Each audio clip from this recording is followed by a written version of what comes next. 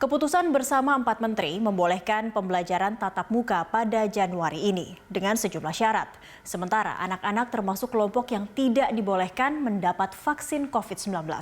Bagaimana pembelajaran tatap muka mempertaruhkan kesehatan siswa? Vaksinasi COVID-19 di Indonesia dijadwalkan akan berlangsung awal tahun ini. Sesuai anjuran pemerintah, orang yang mendapat vaksin COVID-19 adalah kelompok usia 18 sampai 59 tahun. Produk Sinovac, CanSino, Sinopharm, menurut Direktur Jenderal Pencegahan dan Pengendalian Penyakit Kementerian Kesehatan Ahmad Yuryanto, hanya diuji pada kelompok 18 sampai 59 tahun. Belum ada penelitian pada anak-anak. Itu berarti siswa pendidikan anak usia dini atau PAUD, sekolah dasar, sekolah menengah pertama, dan siswa sekolah menengah atas atau sederajat tidak diperkenankan menerima vaksin COVID-19. Usia mereka 3-17 tahun. Sementara mulai Januari 2021 atau semester genap tahun ajaran 2020-2021, Menteri Pendidikan dan Kebudayaan Nadiem Makarim membolehkan sekolah melaksanakan pembelajaran tatap muka dengan syarat tertentu. Kebijakan pembukaan sekolah secara tatap muka ini hasil dari keputusan bersama Menteri Pendidikan dan Kebudayaan, Menteri Agama, Menteri Kesehatan, dan Menteri Dalam Negeri Republik Indonesia tentang panduan penyelenggaraan pembelajaran pada tahun ajaran 2020-2021 di masa pandemi COVID-19. Ini berlaku di daerah zona kuning dan hijau, serta bagi daerah yang sudah siap. Rencana pembelajaran tatap muka per Januari ini menurut Menteri Nadiem diperbolehkan tetapi tidak diwajibkan. Keputusan ini dibuat untuk disesuaikan kembali dengan kebutuhan serta kondisi daerah masing-masing. Berikut syarat-syarat untuk melaksanakan pembelajaran secara tatap muka di sekolah. Pertama, sekolah yang ingin melaksanakan pembelajaran tatap muka harus mengantongi izin dari pemerintah daerah, kepala sekolah, dan perwakilan orang tua melalui komite sekolah. Orang tua berhak memutuskan memperkenankan anaknya datang ke sekolah atau tidak. Kedua, sekolah harus memenuhi daftar periksa seperti tertuang dalam surat keputusan bersama 4 menteri.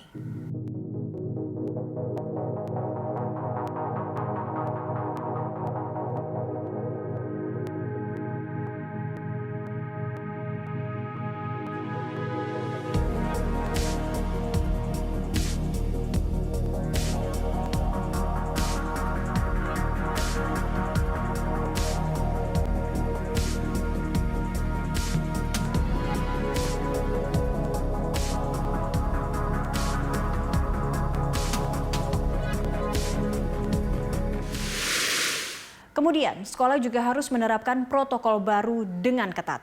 Seperti warga sekolah harus menjaga jarak minimal 2,5 meter, kapasitas maksimal 50%. Kantin tidak boleh buka, serta olahraga dan kegiatan ekstrakurikuler tidak diperbolehkan. Ini tentu perlu ada dukungan dari semua pemangku kepentingan.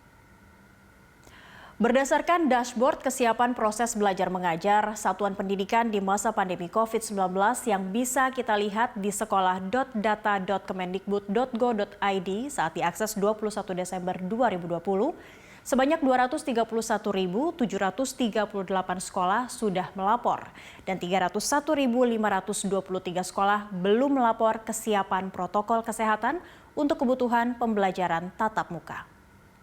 Adapun survei tentang kesiapan guru dalam pembelajaran tatap muka Januari ini yang digelar Perhimpunan untuk Pendidikan dan Guru pada 24 sampai 27 November 2020 menunjukkan 61% dari 320 responden setuju sekolah dibuka kembali secara bertahap mulai Januari 2021.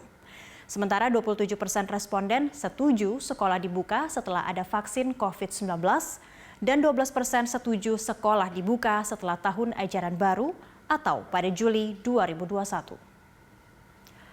Sementara sejumlah sekolah yang memaksakan pembelajaran tatap muka meski protokol kesehatan belum sepenuhnya siap menghasilkan klaster baru.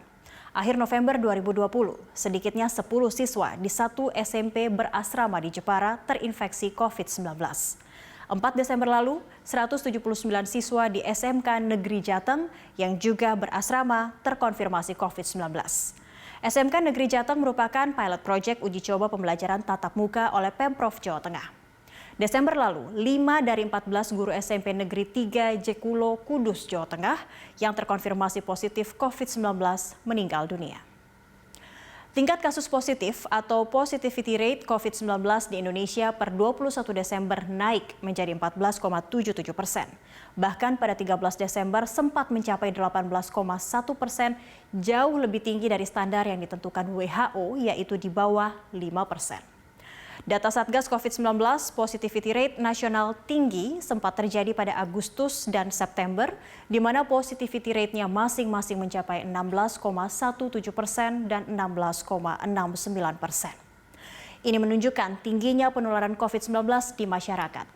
Akankah kita mempertaruhkan keselamatan anak-anak di tengah situasi pandemi yang belum bisa dikontrol?